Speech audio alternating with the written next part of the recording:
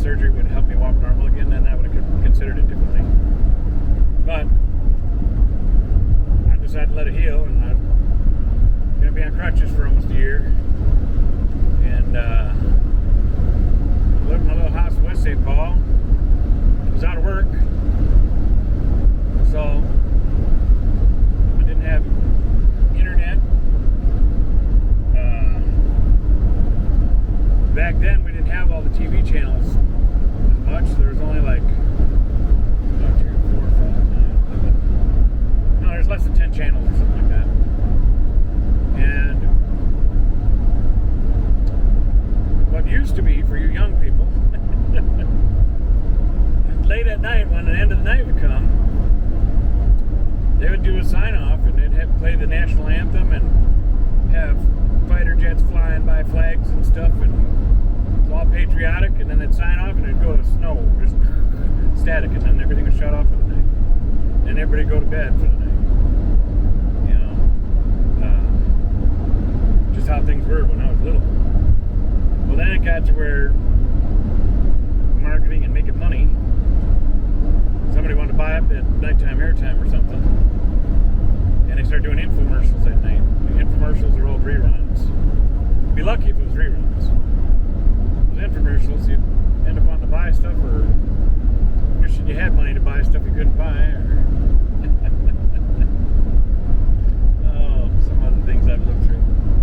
But yeah, so there wasn't nothing really to watch. Didn't have internet. I'd be lucky if sometimes one of my neighbors that were kind of close enough to that didn't do a password on their router might be able to pick up their signal a little bit and try to surf the internet or watch YouTube a little bit or something. And I had to do it, and then YouTube would do buffering, and they changed that too. It's like everything's got to be for making a buck. But how it used to work before they changed it, I could go to a YouTube video, and even though it would play a little bit buffer, well, I could hit pause, and I could let it keep buffering. It would buffer the whole video. It might take a long time, but it would buffer the whole video, and then when it was done buffering it, then you could play and watch the whole thing through nonstop. Now, when they changed it, it'll only let it buffer so much, and then it won't buffer no further unless you play up to that point, you know? And, because otherwise what I'd do is if I could get a weak signal, I'd click on a video I thought I might want to watch, pause it and let it start buffering, and then I'd go make lunch or something like that, you know? So I'd be trying to take care of two things. That way by the time I was done doing some other stuff, cleaning the house or something, hopping around on the crutches trying to get stuff done, and I'd come back, hit play, and I could sit down and watch a whole show, you know? And I can't do that anymore. So I forget where I was going with this. Oh yeah, about how I got going to the casinos and trick plays. So I'm cooped up in the house. I started getting stir crazy. And I had a total gym, Chuck Norris' total gym thing. So I started working out on that a lot with my arms and upper body. And when I'd see my karate instructor in between time, he was like, "You've been working out, huh?" So yeah. So I can see it in your arms, you know, your chest and stuff. So, well, you know, I was going stir crazy. I was trying to, you know, I had the house cleaned, and I was running out of stuff to do. You know, I was going to lose my mind. I wasn't losing my mind, but you know what I mean. I was getting too bored trying to find different stuff to do. Well, then I looking online at something. I don't know how I stumbled onto it, but I was looking up things to do in the area or something like that, or something. I don't know. Thinking maybe I could hop in my crutches and go look at something, you know. And I wasn't too far away. Well, then I seen that there was a casino bus going to Treasure Island, and it was free to ride. They take you there, drop you off. You're there for about 4 hours or so, and then you get it back on the bus. They bring you back home. They bring you back. It was at Signal Hills. It was like a couple blocks from there. And I think it even said that if you ride the bus, you got a food coupon for X amount of dollars off the bus. A food coupon and a free bus ride, and it gets me out of the house. I can make it up there on my crutches. Well, I was kind of hooked then, with their free play stuff. And I didn't get the free play yet because I was new to the casino. So, take the bus there. I go crutching up there. And because I was on crutches, of course, the bus driver, when they showed up in Signal Hills at other stops too, he tells me I can sit right up front, because I've got crutches. So I got to try to crutch my way to the back. So I sit up front. And we get to the casino. They give one of the host ladies or whatever from the casino came and give, as you're coming off the bus, to give everybody a food coupon. And that's right. And they used to give you free play money too. They'd give you $5 in free, and it was real money then. They'd give you $5 in like quarters or something like that. It was a nickel roll or something like that.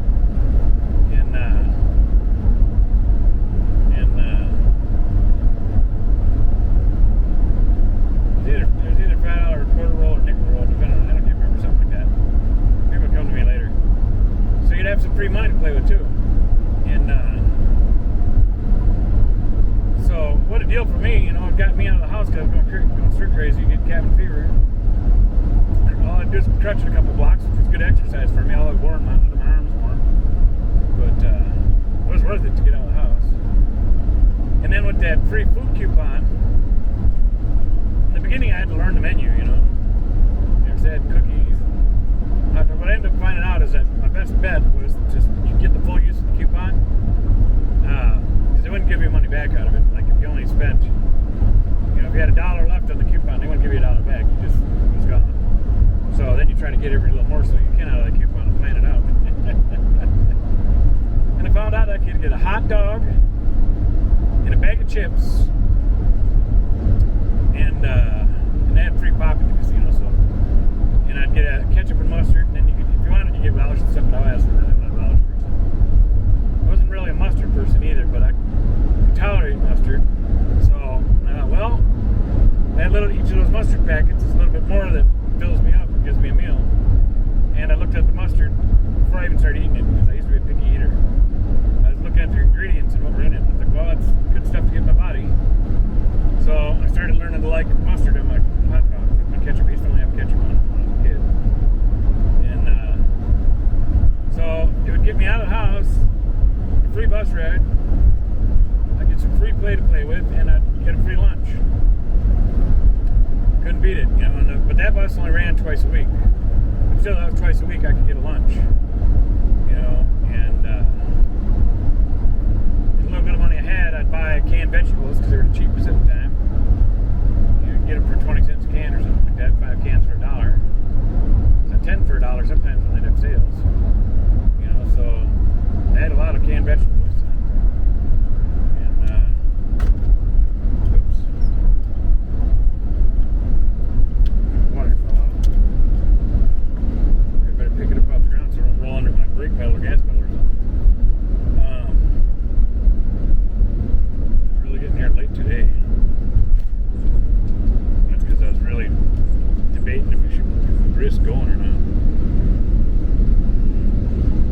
Another thing I better finish my casino story. So then from there, I learned that there was once my broken foot got better, I learned in the process of that there was another bus for a different casino, but that was way further down Robert Street, and too far for me to be walking and crutching, So I couldn't do that one yet, But I thought, well, once my foot's better, ride my bicycle to that one, and ride that free bus, and during those times,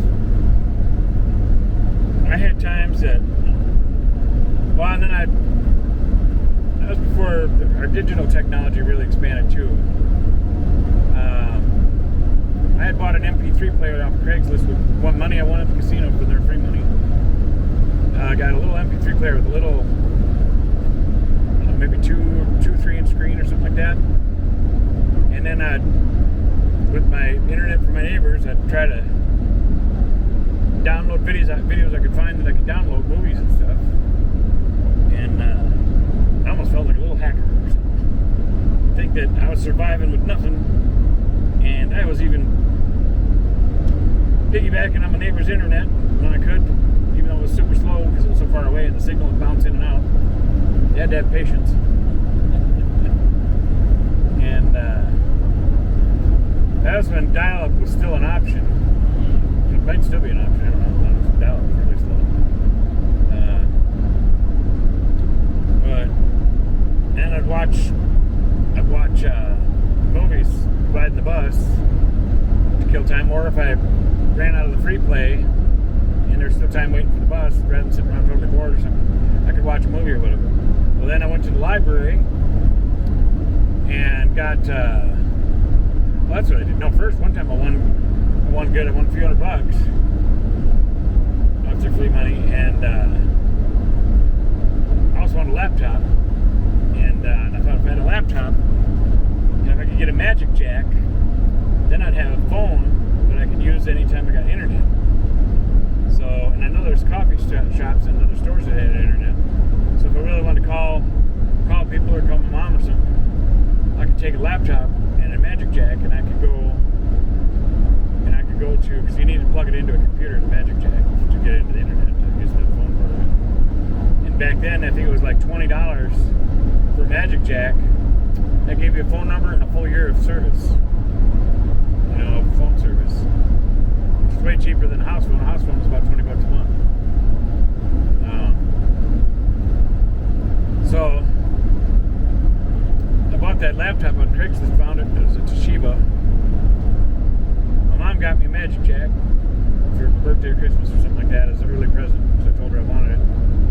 It was neat, because then I was even able to, when I could jump on my neighbor's internet. It might not be strong enough for videos, but it was strong enough for that Magic Jack to get a signal and transfer the data through so I could talk on the phone. So then I had communications. It was cool. It was all free money play. And then I had other regulars that would ride the bus. They'd bet bigger and run out of their free money real quick. Some of them run out of money in the first couple minutes. They bet bigger, hoping to hit bigger. And me, I'd play pennies, trying to kill time because it was getting me out of the house. And even if I didn't win with their free money, at least it gave me something to do, got me out socializing with people on the bus, and I got to have some fun and get a free meal. Well, then I started coming home with a few bucks on the bus. So then I had some of the other regulars asking, how come I'm always, a lot of the times, well, not always, but a lot of times I'm coming home with at least some kind of money, So a lot of them would ride for the free stuff too. And so then I started telling them how I play pennies. Most I bet was a nickel. Unless I'd won and was way ahead on their game, then I might try betting a dime a couple times. But otherwise, I bet a nickel or pennies. Penny at the time, or 2 cents at the time. I still do that today. I got a funny story to tell you about my friend. So I started showing them how to play small and stuff, and still have fun, and maybe go home with a few bucks, My friend, same casino, but one time, because I'd always play little pennies like that. Oh man, because I got a sense of humor too. We go to the same casino, that Treasure Island. He drove me down there, and he'd play, but he could. Very few people that can stay disciplined like me, I guess, and just play a penny at a time. Because everybody's like, oh, if you're playing more lines, you would have hit this or that. Yeah, well, your money disappeared quicker too. I'm fine with one little line and one penny. Maybe I'll get lucky, maybe I won't, but it lasts longer, I have fun, socialize, and if I win, it's a bonus. But my buddy, we weren't even there an hour, maybe 40 minutes, 45 minutes or something like that. And I'm playing this little penny machine and playing my little pennies. And he comes up to me and he's like, kind of bitching a little bit, frustrated. Man, I've already lost $80, And I pointed at my machine and said, tell me about it. I got $4 in this machine. And he's like, I hate you. And then he got a grin on his face too, because he knew I was razzing him, because he was all complaining about losing $80, and I'm like, I know, I got $4 in this machine. And I ended up winning on that machine too. I can't remember what I walked out of it, but it just took time before I hit something, and then I was ahead, you know. And I still just keep playing pennies for the most part. Yeah, there's been a few times. That's how I bought my DSLR camera. Playing pennies and free play, and I ended up getting in a bonus on a machine. First time I played a machine where you could get like 450 free spins or something like that if you get all the dynamites. But what was cool about that machine was a dynamite machine. I should be talking about this in this channel. I guess that's what's coming to mind. I was reading the machines, you know, because I'm into tech and stuff too and how things work. Well, I'm like, if I'm reading this correctly, even if I'm playing a penny, if it means to get in a bonus, I had to get at least 3 of the dynamites in a row on the one line.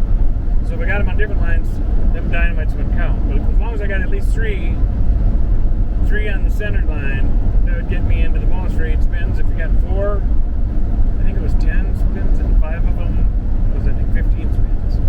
But what's neat about it is that the way I read it is that then once you go into the bonus, all the lines count.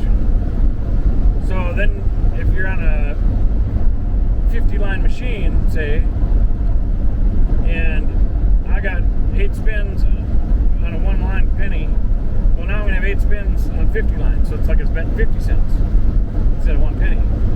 Well, then in that bonus, I got a bunch of dynamites, all but a couple of them. So I went from them 8 spins to another 450 free spins with all the lines, because that's how it works, even though I was playing penny or whatever.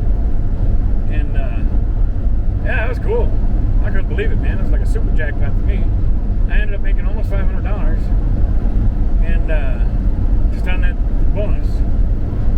And my mom was with that time. That time, she said she'd buy lunch, and she wanted to they had good pizza up there, and she said she's really craving their pizza, and she's going to meet her sister too up there, Donna. And she said if we'd ride with, she'd buy lunch, and she said she'd give me a couple dollars. So she gave me, I don't know, like $5 or something. And so I went and played with pennies. And she couldn't believe it. She knew I'd just play a penny at a time, but she couldn't believe it when she seen how much I won. She's like, well, what are you going to do with that? You know, because Mom always want to know that you're not going to just waste your money. I said, well, I've been wanting, and before I could even say it, she knew she knows her baby boy well. She said, you thinking about getting that camera? I said, exactly. I said, I think I got enough that I could get a decent DSLR camera. Well, I made a mistake. I was so excited to get a DSLR camera so I could learn more about digital photography and stuff. I just immediately assumed that a DSLR camera would also have video on it. So I was thinking that I could use this DSLR camera to take cool photographs, you know, with their 50mm lens and learn the lenses and stuff, and I could use it to film stuff. Well, I didn't pay close enough attention, and I ended up spending $400 some on a camera that wouldn't do video. And that part was a little bit of a bummer, but I was still happy to have a DSLR camera, you know, and to be able to switch out lenses and learn about photography and putting on zoom lenses and learn about aperture and shutter speed and stuff. It started teaching me a little bit, and I still don't know all it, so I'm getting better at it. Then that rolls into video cameras too, you know, shutter speed, all that kind of stuff. Still learning it. So yeah, so that time I ended up playing pennies and winning almost $500 and got a camera.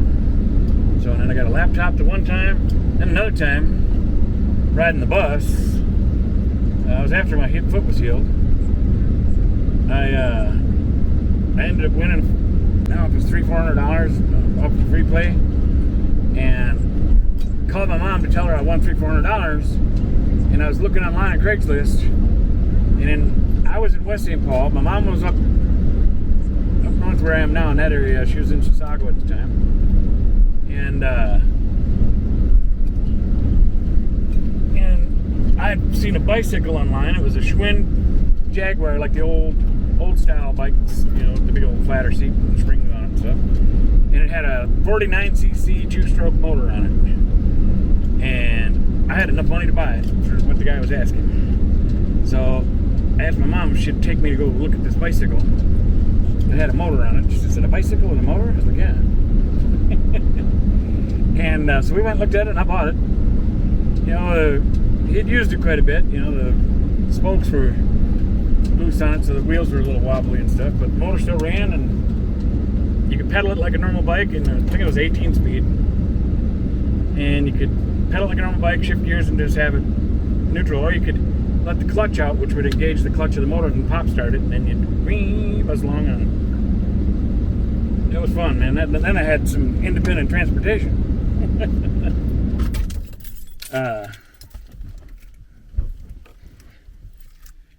Well, I'm here. Lord, I hope it's a good one. Thank you for watching. What do we got here? Yeah, 59 minutes it looks like. So I don't have to split this one up. Thanks for watching. God bless you.